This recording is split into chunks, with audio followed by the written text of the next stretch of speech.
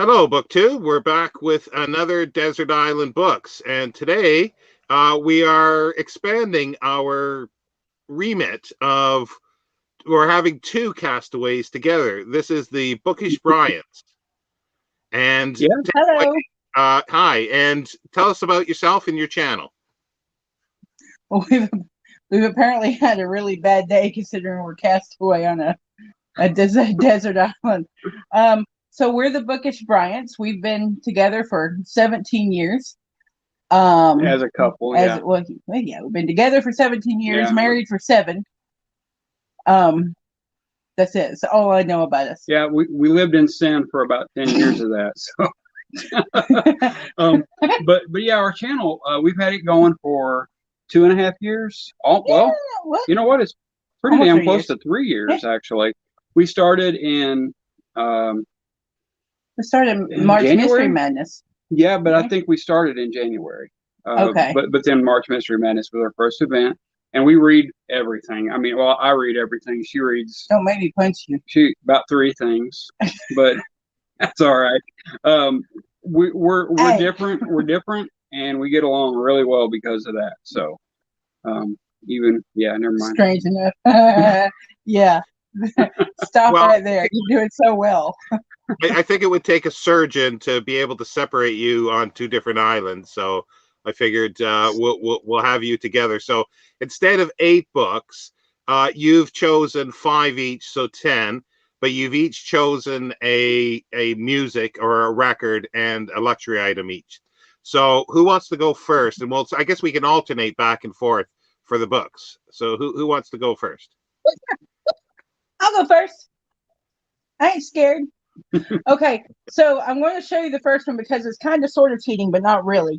We're not allowed to take a electronic book, but I have this book.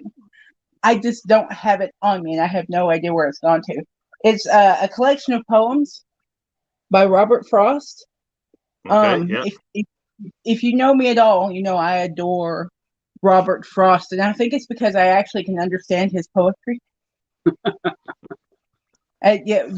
Robert Frost, he wrote in colloquialisms. He wrote in regular, normal, everyday language that's so easy to follow, and it makes my little poetic heart happy.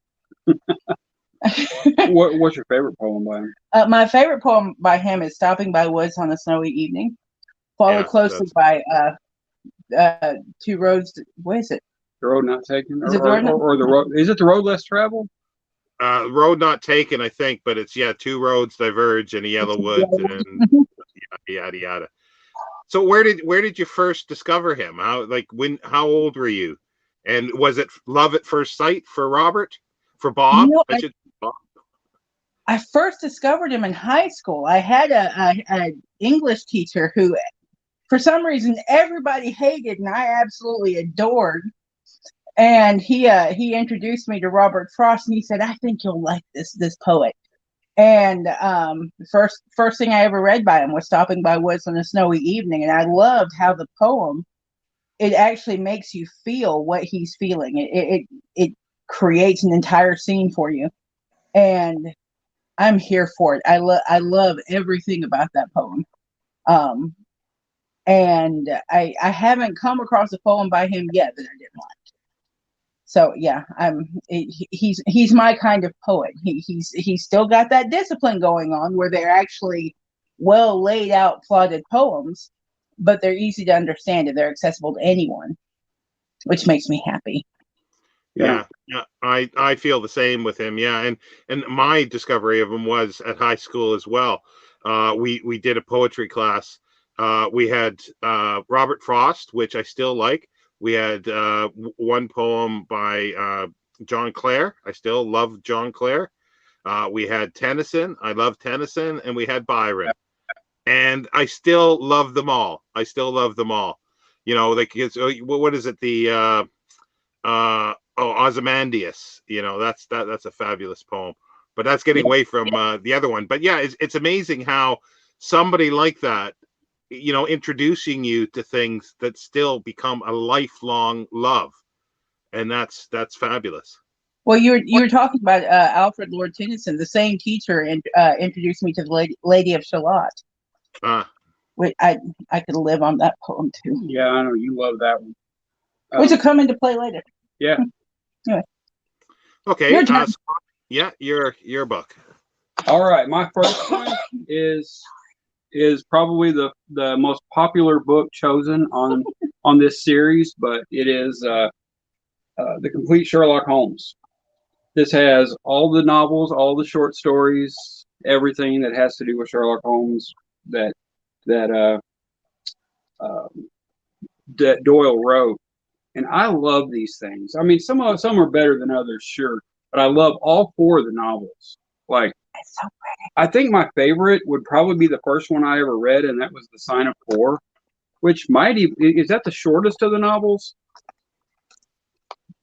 But yeah, I'm not sure. I can't remember. They are all short. Yeah, they're all really short. I think The Hound of the Baskervilles would be my second favorite. I love, and even some of the more mundane works. I can't remember the name of the one that I love so much, but it is about a man who got robbed of some money, and they're just trying to find his money. And I like that kind of stuff as well as I like the murder mysteries. I mean, I think they're all just really compelling, and they're just a blast to read. They don't have to be, the big murder stories and everything before they're a lot of fun. I really enjoy these. I first found him in grade school. Actually, I was in grade school, and I used to read. Somebody read to us one time in class, and it was a little abridgment of a Sherlock Holmes story, and I do not remember which one. But I think that was when I fell in love, because I looked in the school library and they had one of the Sherlock Holmes stories. I think it was actually The Hound of the Baskervilles, which is another reason why I love horror books as well, was because I got into The Hound of the Baskervilles and just loved it. I was about to say, that seems to be the most popular for high schoolers, is The Hound of the Baskervilles. Well, yeah, but I was in grade school, and it scared me when I was a kid. I mean, that's a creepy story, and I still love it. Like, it's great. I read that every couple of years. The Hound of the Baskervilles, just love it. So, yeah. Go Sorry. ahead. I'm sorry. There's a bit of delay of the video.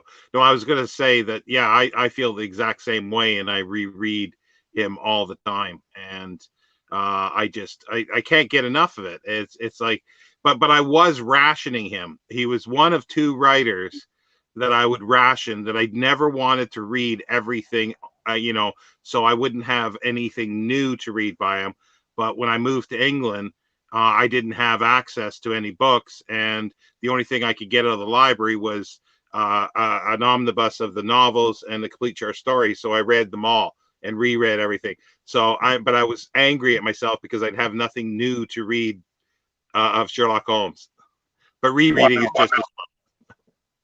Yeah, I think it's the perfect length. Like this book is the perfect length for doing a reread just every few years. Yeah, and it's not like, I mean, there was 60 Sherlock Holmes stories or thereabouts, something like that, and they're just easy to jump into. Yeah, and reread. I mean, when I want something comfortable to read, I can pull out Sherlock Holmes and read a Sherlock Holmes story and just love it every time. So, yep. Yeah, that to me is a key. That it's comfort reading in that way. Like if you want to get lost in something, in the atmosphere, and to me, it's like anytime I think of Victorian London, it's through the eyes of Sherlock Holmes for the most part. Oh my gosh, he does, absolutely, and he does paints a story. It's very, very well done. And I can see myself in these rooms looking at a dead body and searching with him and everything. And I just love the way it looks. And to come to think that these stories this writer had more to do with forensic science than just about anybody did. Mm. And I find that fascinating. So, yeah. Love it. And the next question regarding that is, who's your favorite in films or TV? Who's your favorite Sherlock Holmes, or do you have a favorite? Have you seen a lot of them? I haven't seen a lot of them. I have seen some of the Basil Rathbone, and those are really good. I like him as Sherlock. And who is it? Robert Downey Jr. No, thank you. Oh yeah, I agree. No. Yeah, I've only seen two. You've only seen two? Yeah, that's Robert Downey Jr. and Basil Rathbone. I do love Basil Rathbone. You know, and Hammer Films did. Yeah, I haven't seen a lot of it, but Hammer Films did the Hound of the Baskervilles, and I didn't love it. I like the movie more than I actually like Sherlock in the story. Sherlock in that book. Didn't Ian McKellen play Sherlock once? I don't know. Yeah, there was a recent sort of film where he's playing and where he's retired. He's retired. Yeah, he's kind of a frail old man in that one. Yeah, it's funny because he goes into a bookstore in that film, and as he's walking out, they show a set of books. This set of books. But remember, this is the 20th century, and this one came out in now. So it was like, oops. But it's this set of the Oxford, Oxford or the National Biographical Dictionary, something like that. It's like the person who was doing the set said, "Oh, those look old." Put them on the shelf. Well, nobody will notice. Well, they don't know bookish people are going to be watching their movies, I guess. Have you ever saw the TV, the Thames TV version? And I always forget his name. That was done in the 80s. It's just it's horrible. This brain fog. And I always immediately want to say Nigel Bruce, but Nigel Bruce was the Watson of the Basil Rathbone. But in the 80s, there was the British TVs. They went through most of the canon, and it was really, really good. They are. If you ever get a chance, if you haven't seen them, you might like them. And I just can't think of a name. I'm sure somebody's gonna. Was it Jeremy Brett? Sorry, Jeremy Brett. That's it. Jeremy Brett. I have seen him as Sherlock Holmes, and he's fantastic. And there's radio ones by Clive Merrison that they did actually do the whole canon and then wrote some other ones. And those are fabulous for radio plays. Can I get those on YouTube or archive.org or something? They should be, yeah. They should be available. Great. Yeah. Because that'll be the next Sherlock thing I do is listen to those while I'm working. Yeah, those are fabulous. There's two different Watsons because one had died, and then the replacement was Manuel from Faulty Towers, Andrew Sachs. Okay. Yeah. Okay. Yeah. He's not playing Manuel though. yeah. Becky likes Faulty Towers. Yeah, that's enough, I guess. Sherlock Holmes. So Becky, your next one. My next one is The Complete Tales and Poems of Edgar Allan Poe. Yeah, we would share this one a lot. So. Yeah, I think that's one thing you'll find about the things we picked. We're going to be reading each other's books a lot. But Edgar Allan Poe, I discovered him when I was a very young child and have had a secret love affair with him for my entire book reading life. The Raven is the first poem I ever learned, I ever memorized, and I think that the poem Annabelle Lee does not get enough attention. Yeah, I agree. Yeah. So yeah, I love Edgar Allan Poe, and one of my favorite stories is about Edgar Allan Poe is. Scholarly people do not discuss the orangutan in the Murders at the Rue Morgue. And there's just this fantastic story about this guy who signed up for a Edgar Allan Poe seminar And he thought he figured he was a pretty good scholar of Edgar Allan Poe. Now we're talking about people who know what kind of underwear Edgar Allan Poe wore. We're talking about real Poe scholars, and they were talking about the dreaded topic of racism in Edgar Allan Poe's stories. And the guy who took the seminar did the faux pas and said, "Well, what about the orangutan?" And he said the entire room just went completely dead quiet. He said you could hear the people's brains firing off and short-circuiting. People who have been through the horrors of this discussion. And said the guy who was up on the stand stood up and looked at him and said, "We don't talk about the orangutan." And I find that story hysterical because it's probably exactly what it was supposed to be.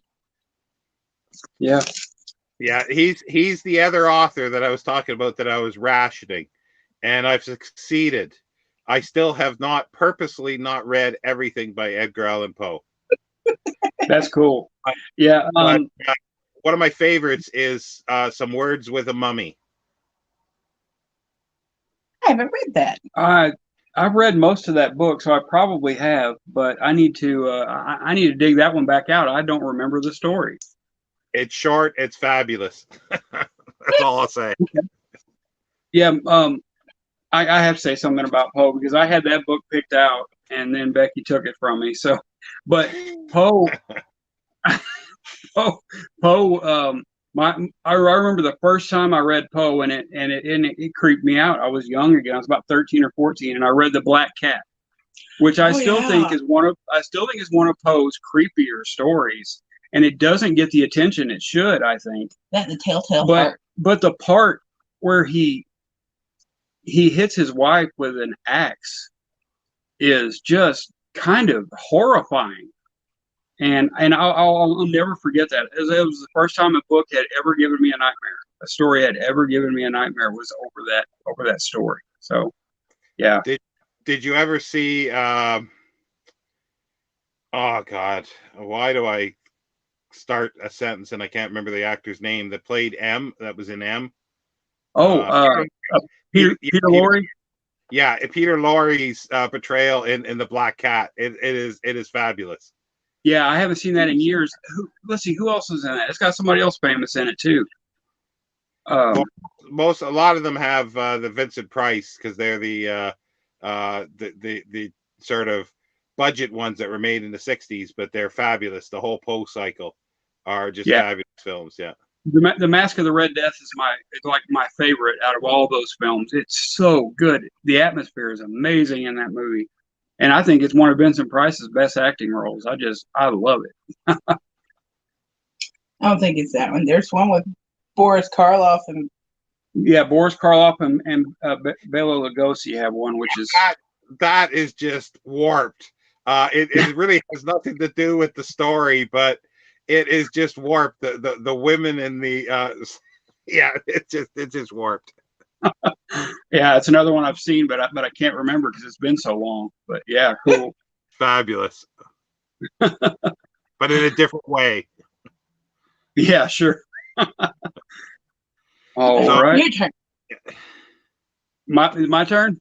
Yeah. Okay. My next one is one I'm surprised isn't more popular on Desert Island Books here, but it's Lord of the Rings. And got the whole trilogy here. I guess I could have taken, where is it? This, but that would have been cheating because they're separate. They're separate books. So that's 4 books. But that has The Hobbit. Yeah, you just want to say that. I love The Hobbit as much as I do Lord of the Rings. But if I had to take my pick, it would be the 3 volumes in one of Lord of the Rings, which this is just one huge novel. But I mean, this is what started the epic fantasy craze. But the epic fantasy craze actually didn't even start till like 25 years after this thing was released. Or was it? Terry Brooks came out with his Shannara trilogy, and which was pretty much a retelling of Lord of the Rings. Photocopy. And actually, most epic fantasy series and such are retellings of Lord of the Rings. Like they're all clones of Lord of the Rings, and I love it. I actually didn't read the whole thing until I met Becky. I had read The Hobbit and loved it, and then I read Lord of the Rings years and years later and loved it just as much. And I would say it is a huge pop culture phenomenon. You haven't read it, have you, Sean?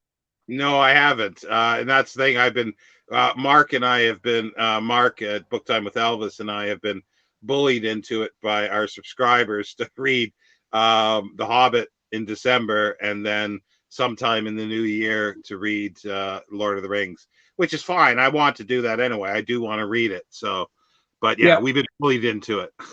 One of the things I love about it, one of the things you may love about it, I don't know, but it's that it's told with such joy and energy, which is something a lot of modern fantasy just doesn't have anymore.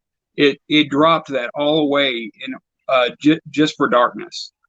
And while I love a good dark story and a dark fantasy and a good violent story, Lord of the Rings has plenty of violence, but it's just told in a way that I don't know. It's beautiful. It's poetic. Yeah. Tolkien's such an amazing writer, and I really think you'll probably like it, Sean. I don't know, but the story aspect of it, I don't know how much of it you'll like, but I really think you'll probably love Tolkien.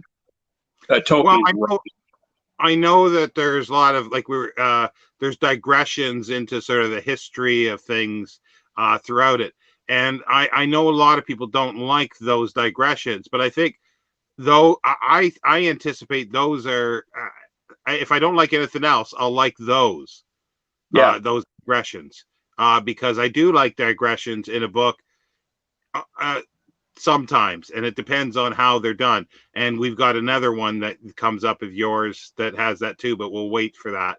But where there's digressions, but a lot of people don't like them, and it's like Les Miserables is another one that has lots of digressions, and I love the digressions for that. So yeah, so I think that will be for me. But yeah, no, I haven't read it, and I'm looking forward to actually reading it. But I still maintain that I've been bullied into it. Fun fact. My middle name comes from this book. Yep. My middle name is Galadriel. It's in the Tolkien world it's pronounced Galadriel, but we didn't know that when I was born. Well, so you never. I mean, everybody just kind of pronounced it how they wanted at that point because nobody had ever heard it. Yep. So I'm named after a Lord of the Rings character. Is either that. According to my mother, it was either that or Arwen. I'm really glad she went with Galadriel because I have trouble pronouncing Arwen. So I guess the short it would be Becky Gladdy Bryant. A lot of the games I play it's Becky Galay, and that's it. You're only allowed like 10 characters or something. It's very odd. It just suits me so well. Okay, so my third book, and this is actually kind of a funny story too, is Emily Dickinson. Yeah, I'm always afraid I'm going to say that wrong. And her collected poems. I love Emily Dickinson, and I didn't discover her till I was in college, and I only discovered her because the professor that we had for that class hated Emily Dickinson. Oh. With a pink and purple passion, hated Emily Dickinson, hated all those superfluous little dash marks and all those stupid hyphens. Every day we worked on Emily Dickinson, 4 or 5 comments came up about the stupid hyphens, and she made us write a paper on her poetry, and he said, bonus points if you explain why the hyphens are stupid. So I love Emily Dickinson. They're all really, really, really dark. But if I'm stranded on a desert island, I think I'm okay with that. I love that story because I've got one that's sort of similar where we did Grapes of Wrath by John Steinbeck, and the teacher went on and on and on, class after class, of saying who the central character was.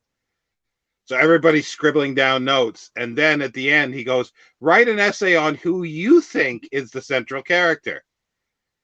So stupid me, I wrote somebody else, and I didn't get that good of a mark. I was waiting for you to say, the professor to say, now write an essay on how stupid the dashes are. I wouldn't have put it past her, honestly. She hated those dashes. Oh, hated those dashes.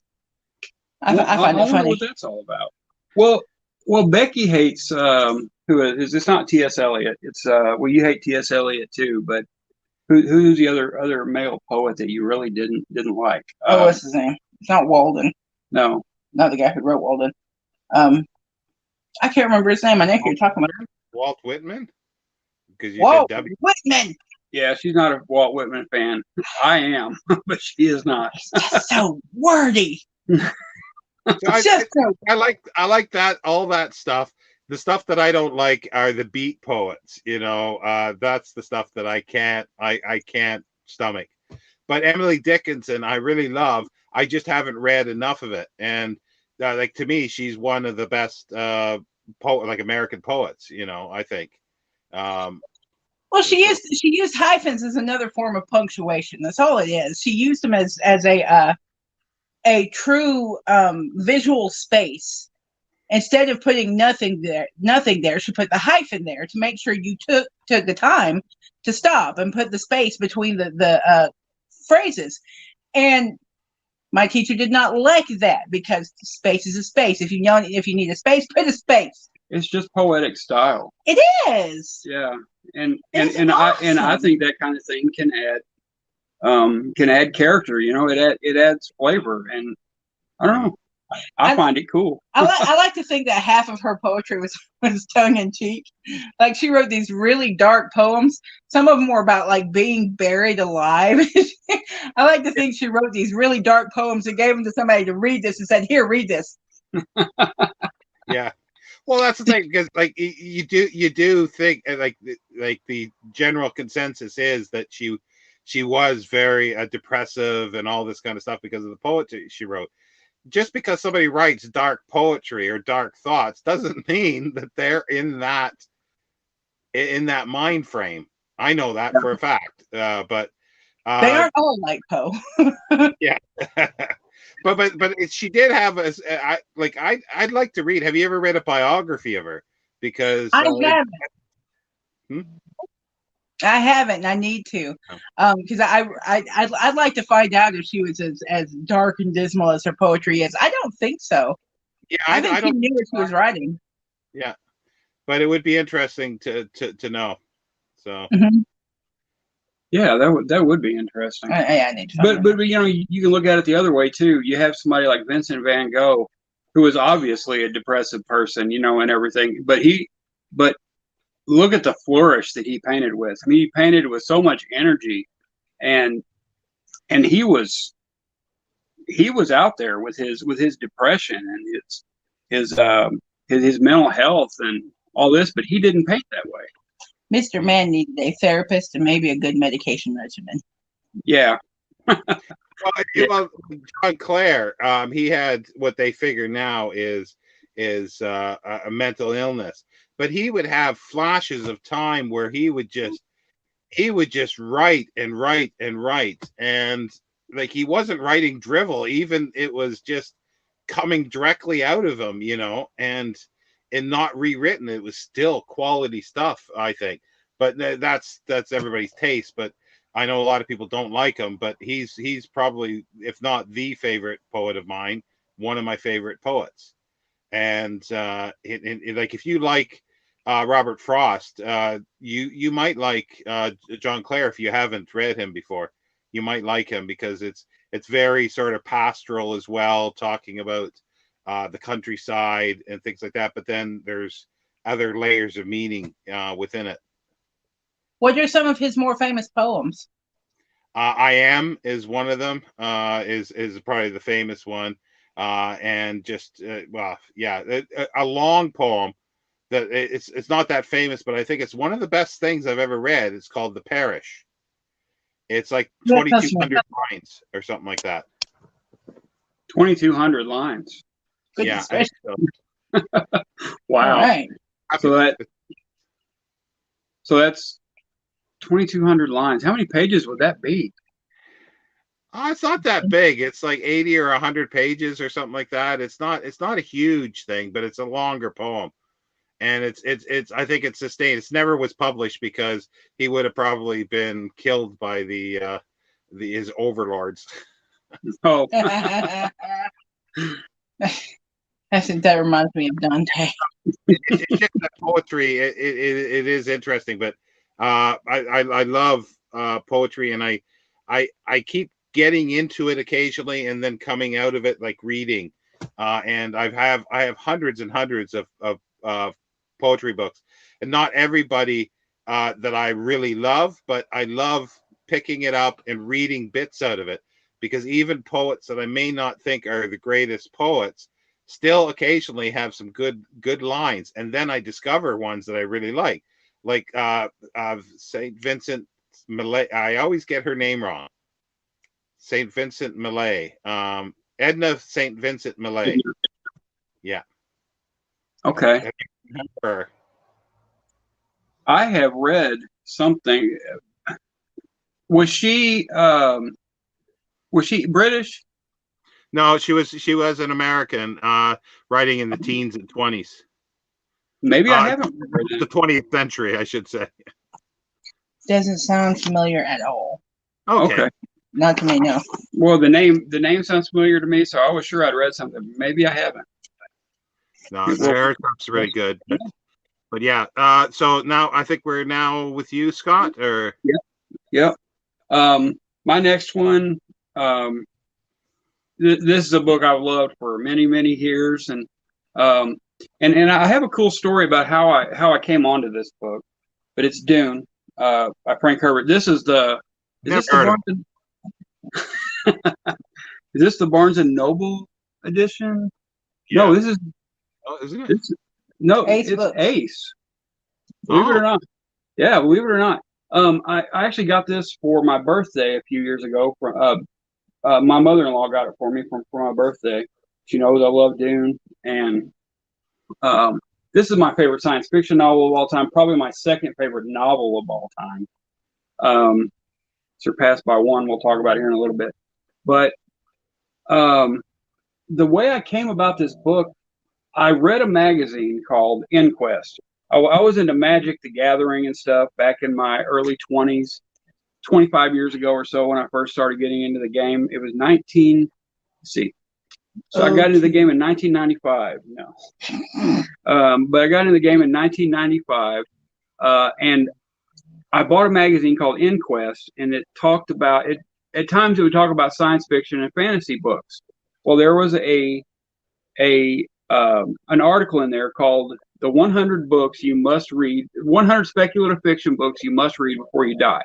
So it's science fiction, fantasy, and horror. And my friend and I, one of my good friends, we spent like 3 years trying to track down every one of the books on the list, because it wasn't just books, 100 novels. It was 100 books and series. So about half of them were series. And so it took us there were 300 books on that list probably total. And but I came by Dune from that, because Dune was number 2 on the list, right behind Lord of the Rings. And I remember reading this for the first time, and I was like, holy hell, this is different. this is different than anything I've ever read. And it took me 3 attempts to actually get through the first 80 pages. I would stop. And then I picked it up again, and then I'd stop, and then I picked it up again. And finally, that third time that I picked it up, I read all the way through it really quickly. And man, the world building, I've never read world building like this before or since. It's just amazing. I mean, I don't know that I don't know that I can say anything about it that somebody else hasn't said, except my little story of how I found it. But I love this book. It's great. Yeah, I think it is too. And it's like, obviously everybody knows there's been 3 adaptations done. The first was an abomination. We'll just we'll sidestep that from the 80s. And then there was the Sci-Fi Channel's series, which was pretty good, I thought. Was that Children of Dune? What they called that? Well, I think that they did 2. There was they did the first book in a sort of mini series. Then they did Children of Dune and Dune Messiah and Children of Dune together in the second series. Oh, I didn't realize that. I thought they'd only done. I haven't seen the science fiction or the Sci-Fi Channel's version. I've got to see it. It's pretty good. It's pretty good. But the thing is that they always, well, I think it's an issue with a lot of films when they deal with a book like Dune, where you got a superficial story that you could go through, but then there's layers to it, and there's all this, political maneuvering is a big part of this thing, interpersonal, on a planetary scale, on a galactic scale, all this kind of stuff that they always miss or at least deal with properly. And I think that's what's missing from the new films. I haven't seen the new film, but you are watch it eventually. Yeah, you're exactly right about that. Now, the film is a marvel where, special effects are concerned and things like that. But yeah, the issue is it just doesn't have, I don't think you can do the complexity on screen, and that does hurt the film somewhat. It's just not the same. I mean, if I had never read the book and I saw the movie, I'd be impressed. But reading the book and then watching the movie, to me, it just kind of ruined the film for me. Now, see, I had the opposite reaction. I've read the book. And you did like it? I enjoyed the movie. I actually really enjoyed the movie. You mean the book? Well, no, I'm talking about the movie. Okay. The new movie. I really enjoyed it, but I don't adore this book as much as he does. So maybe that has something to do with it.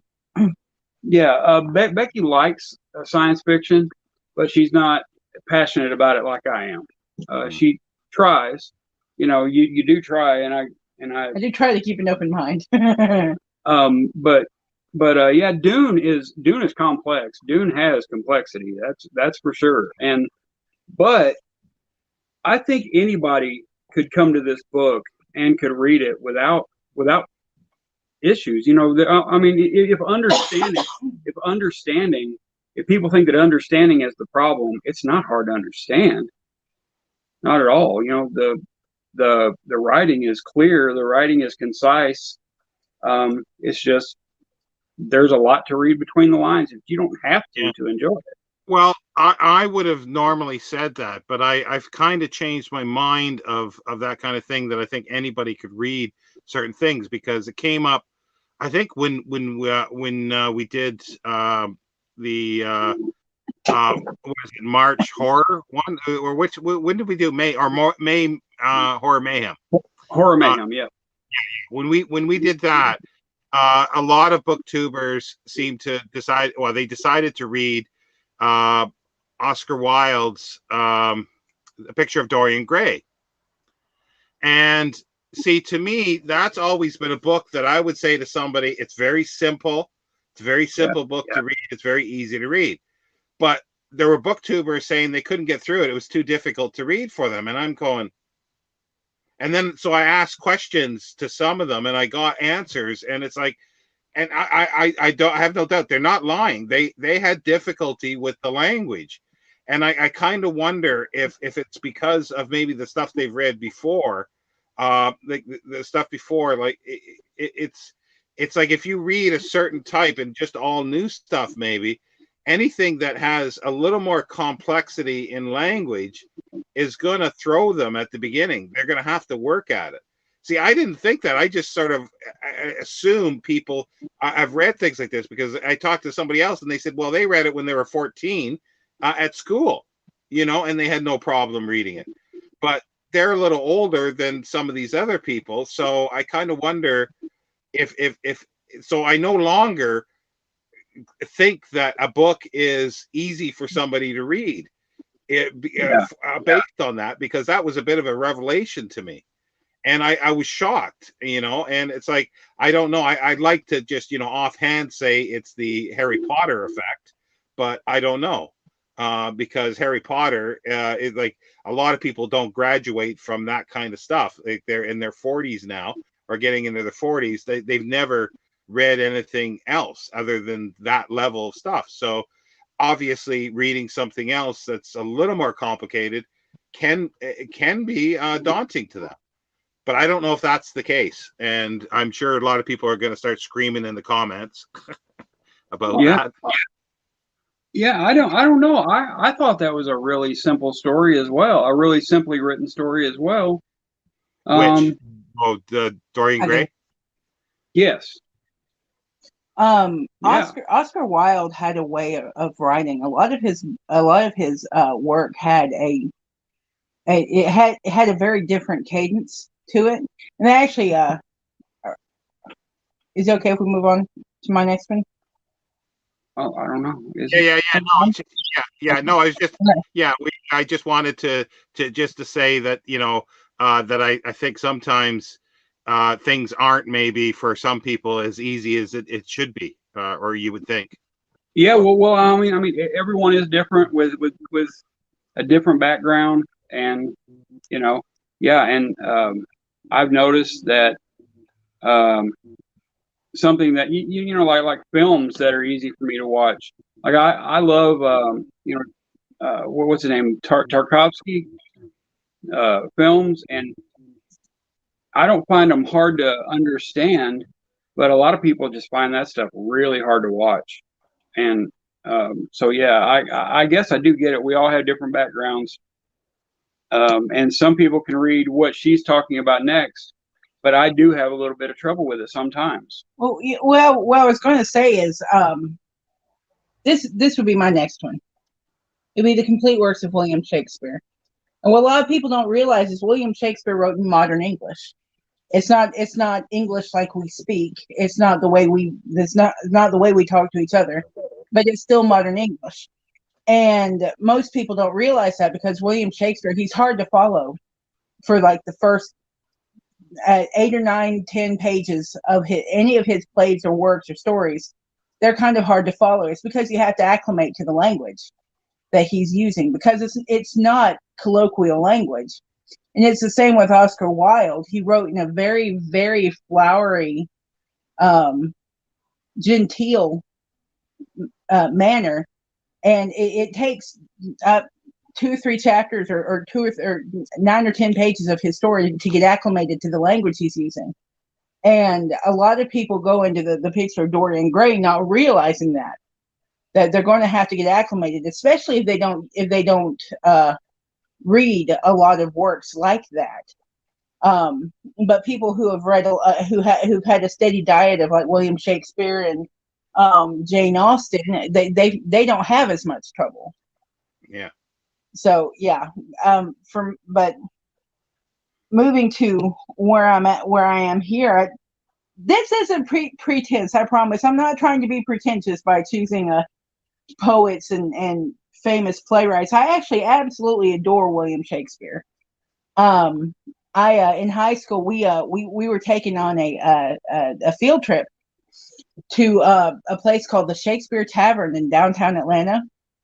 And it was the first time I'd ever seen a Shakespeare play actually acted out right in front of me. I'm talking right in front of me. The actors are walking through the crowds. It's close.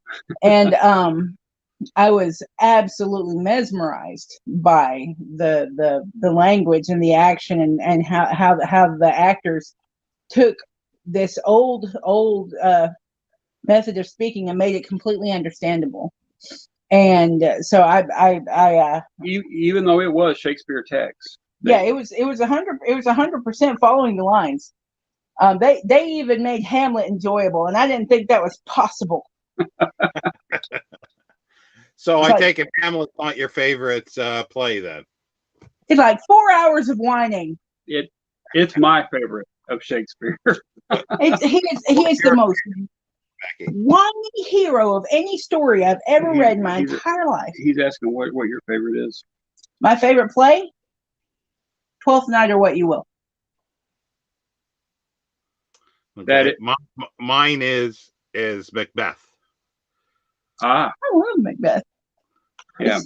It's heart wrenching, kind of tough to watch sometimes. So I love Macbeth, but I like the comedies more than I do the tragedies.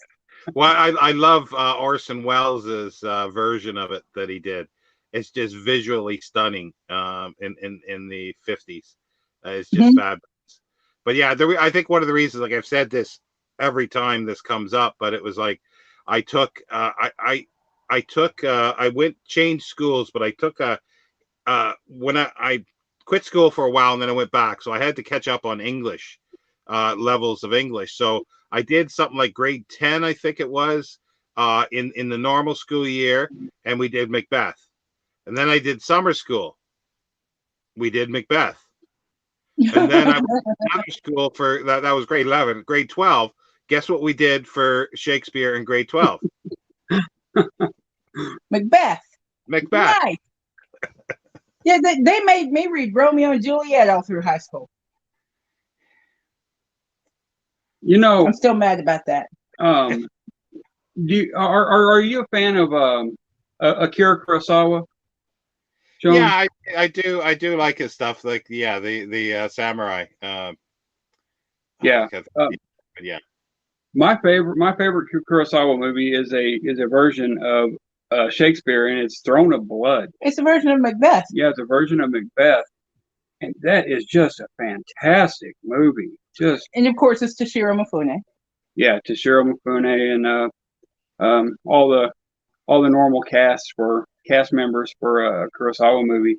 But yeah, I love like some of the adaptations are just genius of Shakespeare.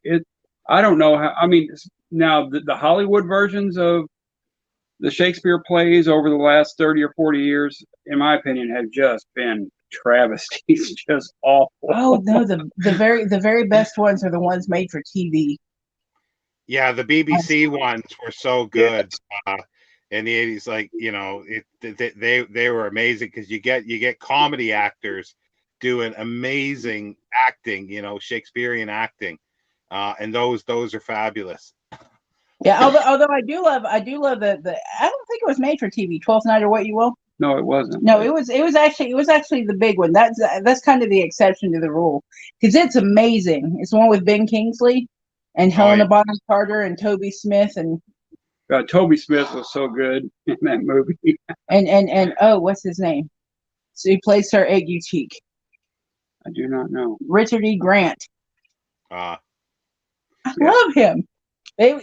That one's a really, really, really good movie. But I like the Kenneth Branagh version of Much Ado About Nothing. And if you can look past Keanu Reeves. Yeah, that's the difficult part with that film. But yeah, like there's other ones like Roman Polanski's Macbeth is really good as well. I think I have not seen Roman Polanski's Macbeth. I love his movies. I mean, Rosemary's Baby. We just watched that a couple of weeks ago. Sure, man, and every time I watch it, I'm like, I forget how good it is between viewings, and then by the time I watch it, I'm like, man, how is this not in my top 10? And now it is. It's just a top 10 movie for me. Yeah, every time I watch it, I forget how much I absolutely detest her husband. Yeah. But just as one last plug for Roman Polanski is his first film, Fierce Vampire Killers. If you're into vampire films, that is just absolutely hilarious. I don't think I've ever watched it all the way through, but I've seen bits and pieces, and yeah, it's bizarre. Yeah. Well, it's got Sharon Tate in it too, so that's a strange thing to be watching. But like there's one guy, he becomes a vampire, but he's Jewish, and it's I love this slide, but they hold up a crucifix, and he goes, "Oi, have you got the wrong vampire?" We'll have to find that. Well, that's why That I've is seen great. bits and pieces, but I've never watched the whole movie. Cool. Yeah, it's absolutely fabulous. It's just way over the top, but it's meant to be that way, and it's just fabulous. Anyway, enough Roman Polanski. Yeah, I mean, I detest him as a human being, but love him as a filmmaker. Yeah. Man, he was good. He could. Man, yeah, he would be in my top filmmakers of all time. If he had done a little more, but he really didn't direct that much because of the trouble he got into and all that. So, yeah. All right, we on to mine now? I think so. Yeah. Yep. Okay. My next one, I want to save the best for last, in my opinion. But my next one is The Hard SF Renaissance, edited by David G. Hartwell and Catherine Kramer. Hartwell has done some amazing anthologies. But this one, it's funny. I just got this copy of this book, and it's in great condition. Paid a little and nothing for it. But it has, I don't even know how many stories this thing has, but it's a ton. And it's nearing 1,000 pages. But if I were on a desert island, I mean, come on, this is perfect. This is the perfect book to take on a desert island, because this is stuff, most of it I haven't read. There'll be a few in here I have, but this one actually has Hal Clement. We're doing Hal for the holidays. This has Hal Clement. Brandy will appreciate it. Yeah, and Ted Chiang, Ben Bova. Yeah, this has got some classic writers. It's got some modern writers. Werner Vinci. Yeah. Send it Varney the vampire. Varney. But yeah, this thing is just amazing, and I'm glad I got it. I'm glad I finally got this. I actually saw this on your channel, Sean, and that's what made me pick this thing up. You're a bad influence in that I spend too much money on books that you show. No, but this it is a fabulous anthology, because it covers it covers newer stuff too, and that's the thing. If you want something that is there's 3 of them that he did. There's that one, and then there's the Ascent of Wonder, and then the Science Fiction Century. If somebody had those 3 and they were interested in science fiction, that's all they really need, and they can delve into those. And if they read all 3 of those and they don't like any story, then they're never going to like science fiction at all. But that's right. I can't believe there won't be something in there that they'll like. There'll be stories that they don't like, but they'll find some authors, I'm sure, that they just want to read more of, and that's what stuff is good for. Yeah, it is. And I do have the Ascent of Wonder, and I have the Science Fiction Century coming, and I got all of those from your video, your anthology starter kit, Science Fiction Anthology starter kit. And you named all of those, and now I've got all of them coming in the mail.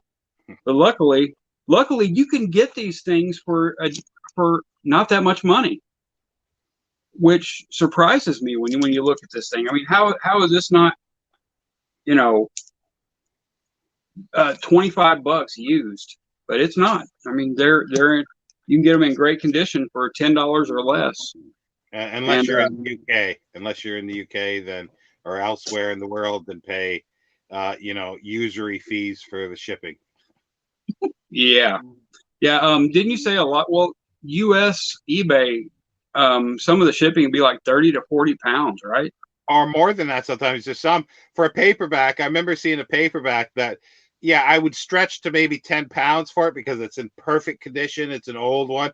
And then you look at the shipping price, and it was like 68 pounds or something like that for the shipping of a bloody mass market paperback. It's just insane. God. Wow. It's crazy. That's somebody making a living on shipping. That's it is expensive, but they're definitely padding it. That's easy to know. But then again, don't, you know.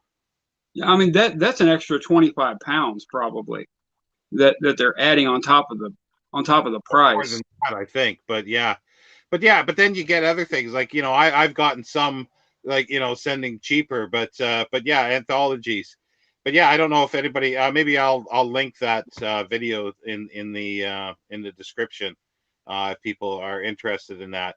And it's like, I was going to do an essential one, but I don't know if I mentioned to you, but somebody said I should do a starter kit. So I threw out most of what I was going to have in the essential, because it was going to be an essential golden age one, which those wouldn't be on there because they got too much newer stuff in. Right. So, yeah, so, I don't know. I don't think this one will have any golden age, will it? Or if it does, it's very little. It does have golden age, but it's because it is sort of the evolution. So it goes back to older stuff, like you know, as well. But the Century does, and the Ascent of Wonder has more older stuff in it. Okay, yeah. I have the Ascent of Wonder on me. I'm probably going to start reading stories in that first. I don't just go straight through an anthology like this. I always pick and choose anthologies, especially something that's over 900 pages. You know, I mean, 900 pages to go straight through with short stories is a lot, and especially when there's probably 20% of these I'm really not going to like. But I don't know. You know, maybe I will, and maybe I'll like nearly all of them. Stephen Baxter has the story in here, and I really like his brand of hard science fiction. He's good. Have you read him? Yeah, a little bit, but not much. That's the thing. I haven't read too much. But yeah, like that's the thing. Some anthologies are great to read from beginning to end. Like if you get something like the Century one or the ones that are chronological, it's interesting to read them in that order. I think because it gives you do see the evolution and the changes, and especially if there's little you know, inserts about, you know, like a little paragraph or two by the editor. I love that kind of stuff. But you finally got my favorite science fiction anthology. I did, and I almost brought that instead, but I just got this one in the mail, and I was like, I'm excited about this one, so I'm gonna bring this and show it off. Partially because of the condition. The conditions are really great. So it is amazing. Yep. So the last one, or have you done your last one, Becky? Or not yet? I got one left. Oh no! I know what that one is. So yeah, you finished. It's all because of you, Sean. You inspired me. And the last one I would bring is the complete works of Jane Austen. The 7 novels. Yes, all 7 novels. One of her novels in this book is unfinished, actually. She died before she could finish it. But even though this has Mansfield Park in it, which Northanger Abbey, which I don't like at all. It still got all of my other favorites, and Persuasion is there, so I'm a happy camper. I've read every one of Jane Austen's novels. I've read Persuasion once, but I've read Pride and Prejudice like 3 times. I love Jane Austen. I always have, and I figure I'll probably be like desperate for some kind of romance novel by the time I get off of the desert island. So I figure Jane Austen will keep me in good stead while I'm waiting. Yeah, well, I guess I'm setting a task to reread all her stuff. I've read everything before and never liked it, and I'm struggling my way through Sense and Sensibility at the moment, and I've got about 60 or 70 pages left, and I've put it on hold. I'm just struggling with it because I don't like it at all. They're frivolous. Hmm? They're frivolous. Everybody in like every one of her books, they're frivolous. It's all making a big old mountain out of a molehill. But for some reason, I enjoy them immensely. Well, the problem that I have with this is, if I can take a minute or two to say, is like every page, almost every sentence has to do with one or two things.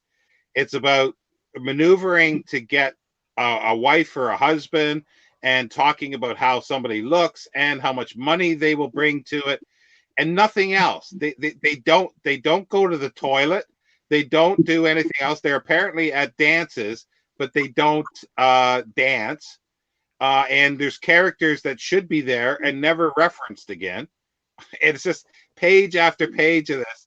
And the one things that I it's like, think of a subject that you hate or dislike immensely, and then have a book that has it on every page and hardly anything else. And romance and that kind of stuff is one thing to me. It's okay in a book, but if it's all focused on that, I can't handle it. So, and that's where I'm at with that. But I'm determined to finish it. I am determined to finish it and read the others. To me, it would be like reading economics. Oh God! Yeah, it ain't happening. It's economics as told by a teenage girl. Yeah, I can understand where that would be an issue. Yeah, I can understand. I do like Jane Austen. Pride and Prejudice, I really enjoy. I haven't read anything else by her, but I mean, I do like that one enough to, I guess, say that I would like to read more, and I will. But a lot of it is the ridiculous nature of her family that I find just kind of endearing. And I think it's more that than it is just loving the writing. To me, it's just funny. Yeah, I was thinking I bet the first line of Pride and Prejudice drives you batty, doesn't it, Sean? I can't remember what that is, to be honest. It is a truth universally acknowledged that a single man in possession of a good fortune must be in want of a wife. Yes, that is. I've forgotten that. Yeah, yeah, I don't like that. That's a little incorrect these days. I can imagine Sean opening a book going, nope. but you see, the thing is, like, I could take that kind of stuff in a story or a love story if they're doing other things. If they go off and do other things, characters do other things, and then they come back to that occasionally, that's okay. But concentrated, pure, that is just poison to me in books. But the thing is, you see, I can read a book that if a person is obsessed with books and totally obsessed, and every character is talking about books and collecting and maneuvering and trying to get the best book, I could probably love that, but I could understand somebody hating that. So yeah. I can understand somebody loving this, but it just doesn't work for me. Yep. I get it. I do. Have you ever read Little Women, Sean?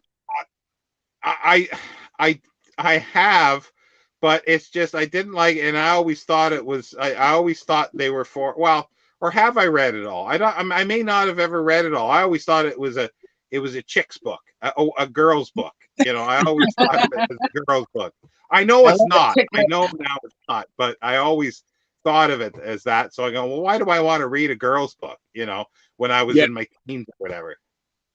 Yeah, that was a book I could have put on here, but I don't know. I think I've read it twice, and I think that's probably enough for me for a long time to read that book, because while I think it's a very good book, man, those characters can grate on my nerves at times too. And it's the same thing with Pride and Prejudice. After a while, Elizabeth Bennet's mother, Mrs. Bennet, is just atrocious. She's I'll use one of Scott's words. She was a ptarmigan. Yeah, she is. She is, and she's a horrible mother. She's a Tarmagant married to a curmudgeon.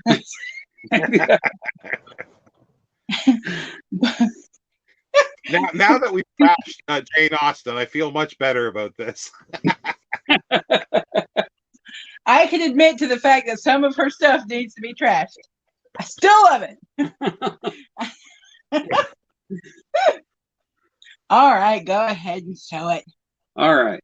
My favorite novel today, it may be Dune tomorrow, but today my favorite novel is, and it would go with me, is Moby Dick or the Whale. And this is the Easton Press version. Look at these end papers. They're just gorgeous. Very cool. Silk. They're silk. It's actually silk. Yeah, I just love them. Feel that. I love this. I got some of these off of Facebook Marketplace from a lady just a couple of towns over, and she had these for sale for $15 each. So I got this one. I got Great Expectations, and I got 3 of the what were they, Modern Library Book Club books, and I got those for I think $5 each. But I got these for, and they were still boxed up and in the wrappers and everything. But yeah, good God, I love this book. And this is the one Sean was mentioning when he said we're talking about going off onto weird tangents and kind of getting away from the story to explain whaling is what they do. And I bought into that. I loved it. I thought the whaling parts of this book were just absolutely fascinating. And I wanted more. I mean, I could have read 200 more pages of Moby Dick, but it had to end. And yeah, this is my favorite novel. That's what I love about storytelling. If you're going to tell a story about a trade or a hobby or something, learn about the trade or hobby so you can describe it in detail. Because if people are actively sitting down to read your book, they want to read about that. Yeah. Well, there's many ways to do it. He does it by having the digressions.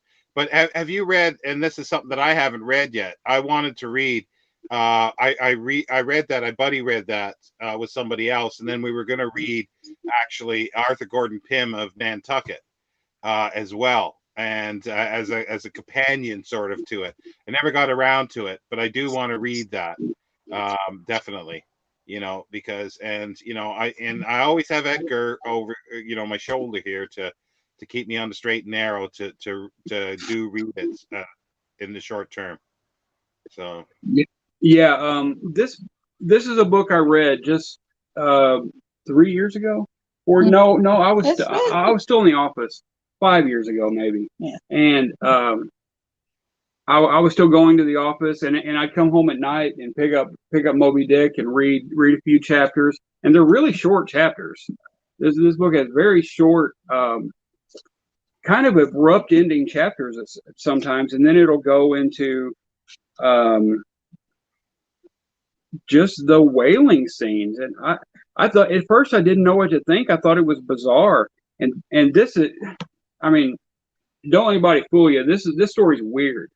This is a weird book, but I was right in on it. I mean, I had no trouble getting into Moby Dick. After 25 pages, I thought this is just great, and the dialogue is crisp. The dialogue is really interesting, and you'll learn things you never thought you would learn by reading Moby Dick, and that's one of the main reasons that I would take this with me, because it has layers.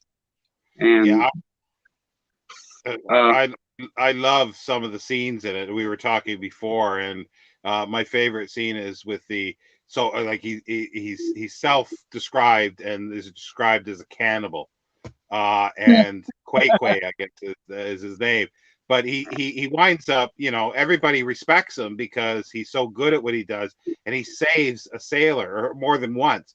But at one time, he saves a sailor from drowning and death. And his view is, well, us cannibals have to keep an eye out for you poor Christians, And I just thought that was just so hilarious and so funny because I was not expecting that from a book written at that time. You know, it just, you don't expect it, and it's just fabulous. Yeah, this. I mean, a lot of people would say this is the great American novel. You know, the greatest American novel, and I have a hard time arguing with that. I I don't think there's a good argument against it being that, because I mean it's withstood the test of time, maybe better than any other American novel. Yeah, I guess it would be how you view that term. Like, does it give you more like a book that tells you about America and its ethos and everything? And I think it works for the time. See, to me, there's other ones that vary. I don't know if you've ever read John Dos Passos' USA trilogy. To me, Not that's yet, sorry. I haven't yet. I own it, but I have not yet read it. That's a contender for me, and which a lot of people probably would say no, but I would say Thomas Wolfe's Look Homeward, or Look Homeward, or whatever it's called, his big book, and to me those are contenders for it. Okay. But yeah, I can understand why people say Moby Dick, because it is a fabulous book. Yeah, Thomas Wolfe is someone I've never read, so yeah.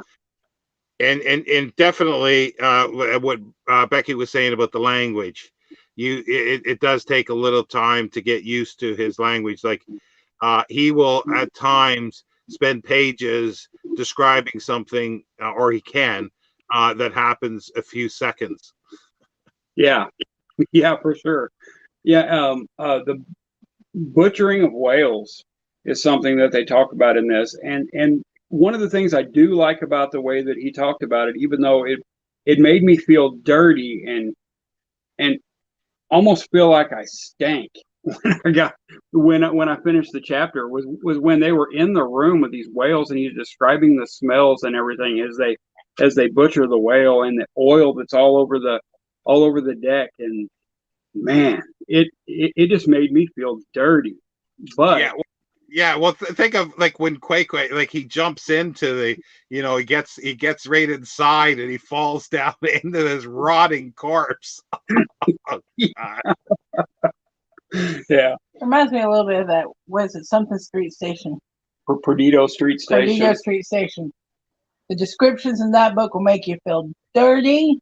Yeah, and just gross. Yeah, very. But yeah, I actually love those parts of the book as much as I do anything about the book, and yeah, it just works for me. And I understand why this book wouldn't work for people. I totally get it. My best friend in Missouri, she hates Moby Dick. She's a bookish person, very educated and everything, but it's just something she could not get into. She read the whole thing and just didn't like it. It's because she is a very discerning individual. You never read Moby Dick. Hush.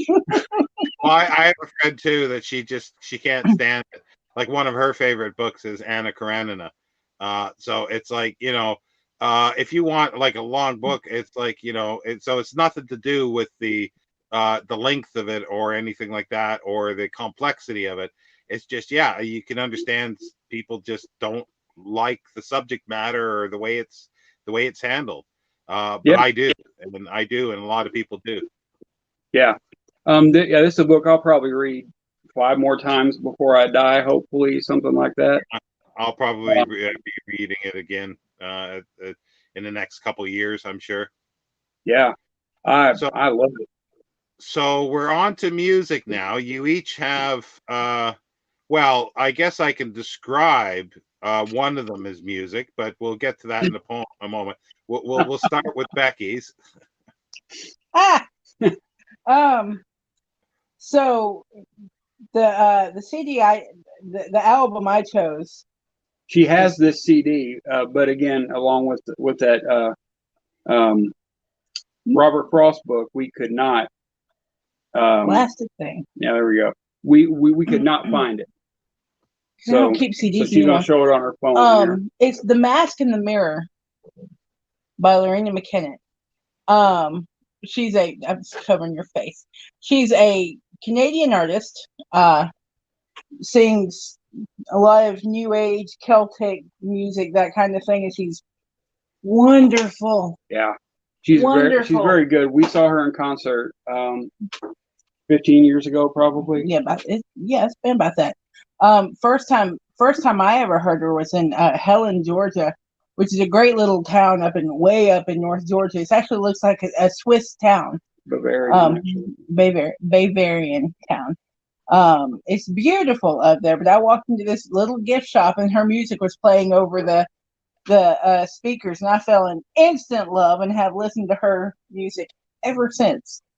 I love just about everything she's ever done. I love her so much. Yeah. And can listen to her every day forever. Yeah, I really like her stuff too. And she lived like just a couple towns over, like close to where I used to live in Canada. And I'm sure I'd been there a lot, and I'm sure I've seen her there, but I never sort of, purposely bumped into her or anything like that. But I'm sure I'd seen her there a few times. Yeah, she puts on a show, and let me tell you, but again, we're talking about depth of Moby Dick. Her music has depth. Like, there were times in the concerts that she had to tell everyone, "Don't make any noise. I'm on a string here. I can barely hold this music together. This is hard music to perform." And so she didn't like to be cheered for too much. Didn't like the audience yelling. And in Georgia, audiences, let me tell you. It was fantastic. Her concert was at the Fox Theater in Atlanta, and it's a fairly big venue. There's thousands of seats. 15,000 probably. Yeah, but I think they sold like 200 or 300 seats for her concert, and it was perfect. Everybody was there close to the stage. And it felt almost like an intimate concert, and people were actually talking to her from the seats on stage, and she was talking to everybody, and it was wonderful. But she played like 5 instruments. Yeah. During that one concert, and to the point she got out there with the accordion and was singing as she played this accordion. I was fascinated. She's wonderful. Yeah. Puts on a great show. No, I do like her. I do like her a lot. So, well, definitely, when we get to Scots, you're going to have to go to opposite ends of the island to when you play your music CDs for sure. So, on that, do we skip Scots or do we go to Scots now? Yeah, mine is different. Now, I had my choice of 2 albums. Wait till you hear which way you chose that one over. Yeah, I chose this over Kind of Blue by Miles Davis. So yeah, I go all over the spectrum where music is concerned. But she chose something mellow, so I thought I would choose something a little bit less mellow, just a little. But my album is Conspiracy by King Diamond. I'm probably the world's biggest King Diamond fan. He is a Danish artist. Been around since 81, 82, something like that. And this album, I believe, is from 89. 1989. And he's known for his falsetto.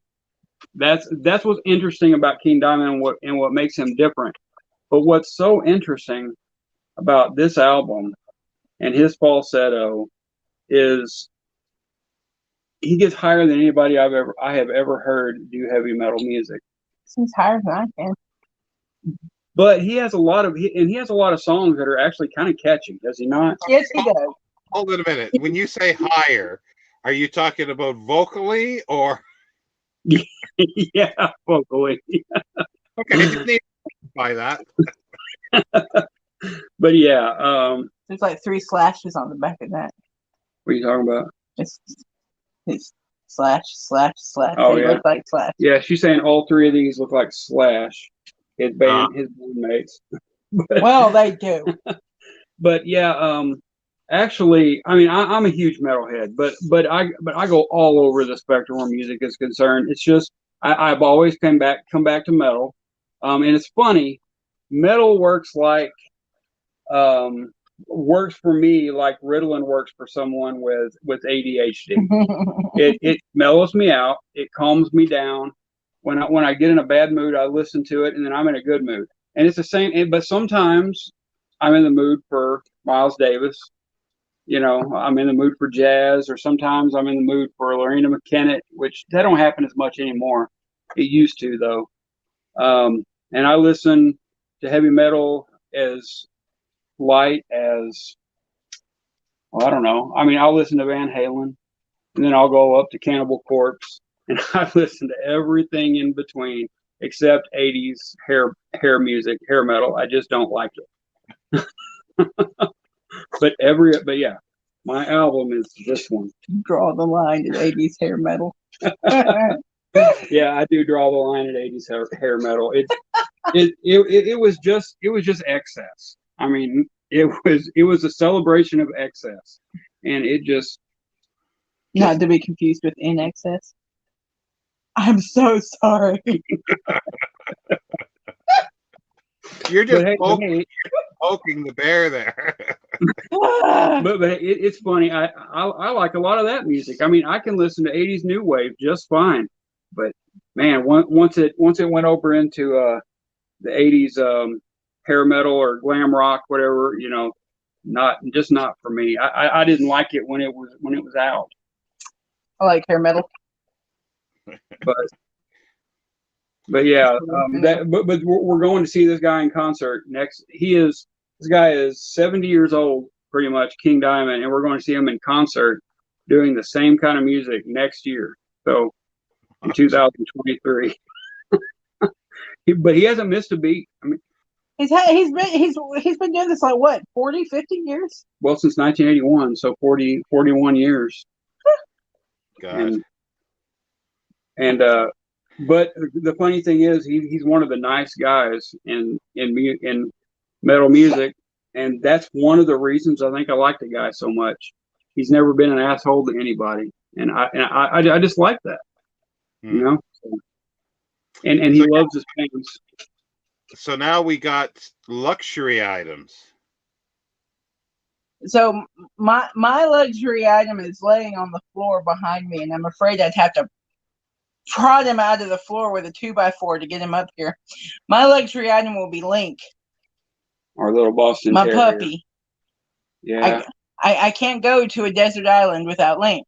It's just could not happen. Yeah, it's going to kill us one day when he's not here, because we've had that little boy for 12 years, and man, it's rough to think about. Mm-hmm.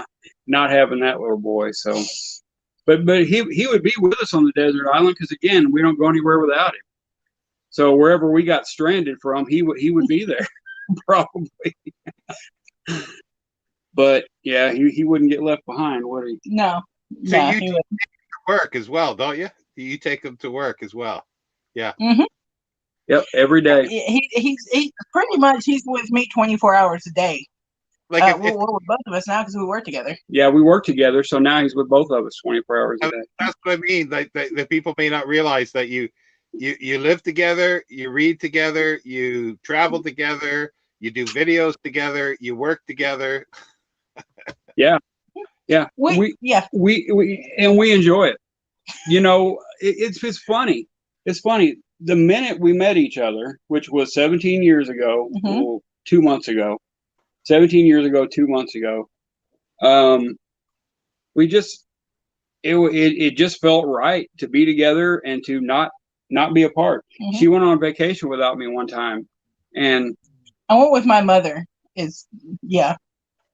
didn't just leave him in the dust. Say, I don't want you to go on vacation with me. I went with my mother.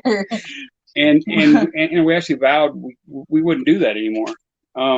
It was difficult. It was hard.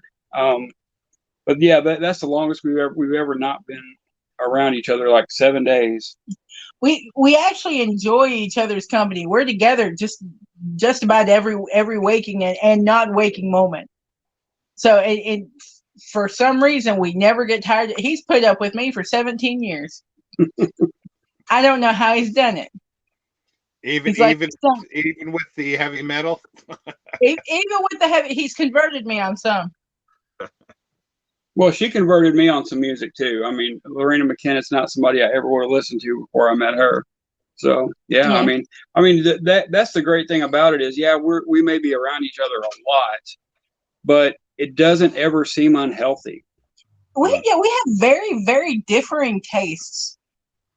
As strange as it may seem, we don't read the same books. We don't listen to the same music. We have very different tastes in a lot of movies. He likes his art house horror movies, and I like I like awful horror movies. You like so good they're bad, or so bad they're good movies. I do. I love a good crappy horror movie. I don't know why. I think they're fun. But yeah, he laughs at me because of that. But I think that's one of the reasons we work is because we work so well together is because of our differing likes. What am I trying to say? Our differing hobbies. Well, our differences, tastes. Yeah, our differing tastes. Yeah, that does make, and it makes everyday life fun. I try different things. She tries different things. We don't pressure each other into doing it. We just like it. So that's how we work together. And what's your excuse me? What's your luxury item? My luxury item is my travel easel, my painting easel. I do. This thing comes up, but I do watercolors and drawing and colored pencils and all kinds of stuff. And this thing has a drawer where it'll hold all my supplies. And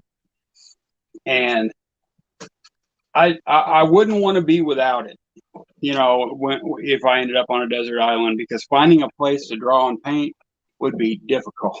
And yeah, this holds all my supplies, so I wouldn't be without my supplies. My brushes would be in here, my paints would be in here.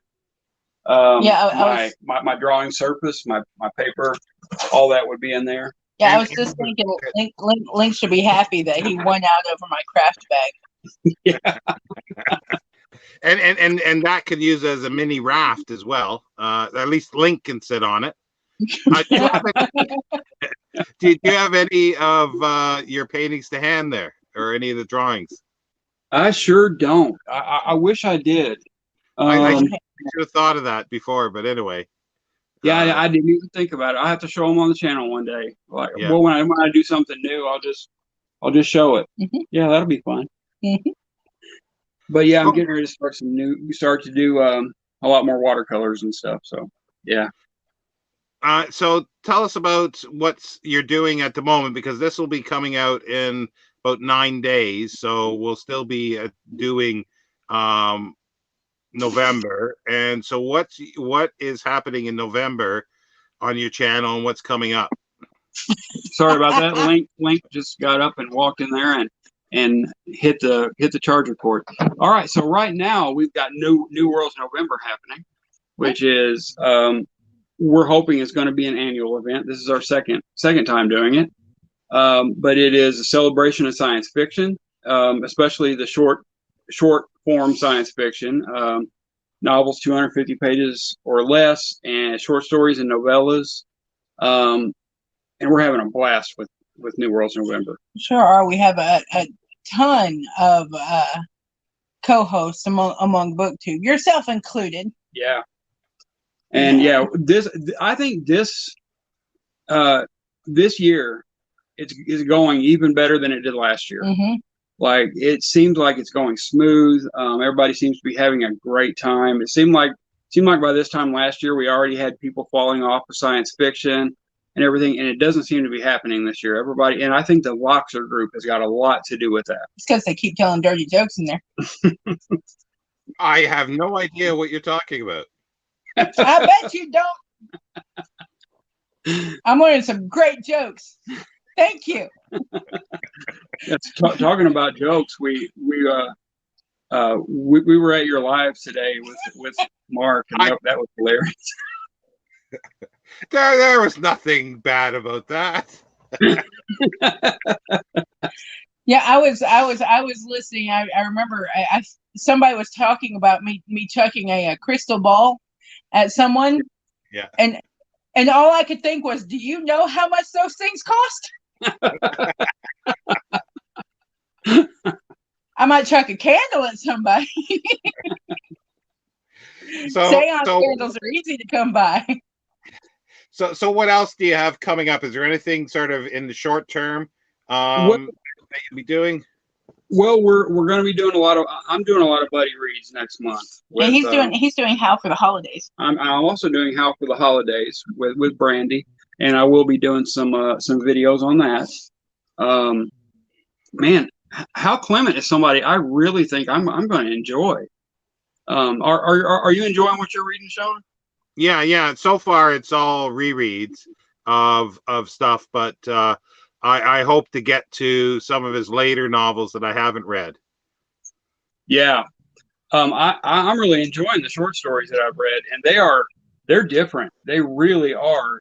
I understand why Brandy likes him so much. Like he's unique with his storytelling, or sure seems to be, and I like that a lot. There's Becky.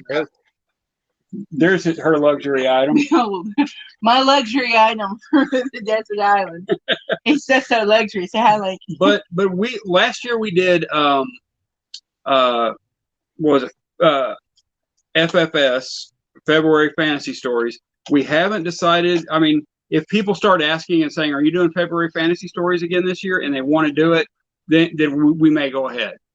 But I just didn't like the way it went last year. I don't think fantasy is. I don't think short stories are a good way to read fantasy. They just didn't seem to go well at all. And the book, like the anthologies and stuff that I was reading from, about 80% of the fantasy stories I just did not enjoy, and I don't think most people enjoyed the event much at all. So we're thinking about not doing that this year. But if somebody out there wants us to, just let us know. Horror Mayhem is totally on though. Yeah, Horror Mayhem in May is going to happen, but that's a little farther in the future. But man, it went swimmingly last year, so we think it would go pretty well again this year. As for me, my plans are once December rolls around, I'm going to read every awful holiday romance I can get my hands on. There'll be a lot of those. Yeah, they probably started last month. You start seeing all the Harlequin holiday books and stuff come out. Oh, you don't even. It's not even the Harlequins. I'm like every alien romance I've read, they got a holiday special. I'll bet. And I'm here for it. And it's probably blue aliens with a Santa hat on the covers. There was a purple one. Don't judge me. I'm fragile. On that note, don't judge you. Thank you for joining me for Desert Island. This has been fun. And stick around for a few minutes after we're finished here. But yeah. Okay. Bye, Link. All right. Thank you for having us, John. We really enjoyed this. It was fun. And we'll be back next week, or I'll be back next week with somebody else. And I don't know who that is yet. Cool. Take care, BookTube. Bye. Bye.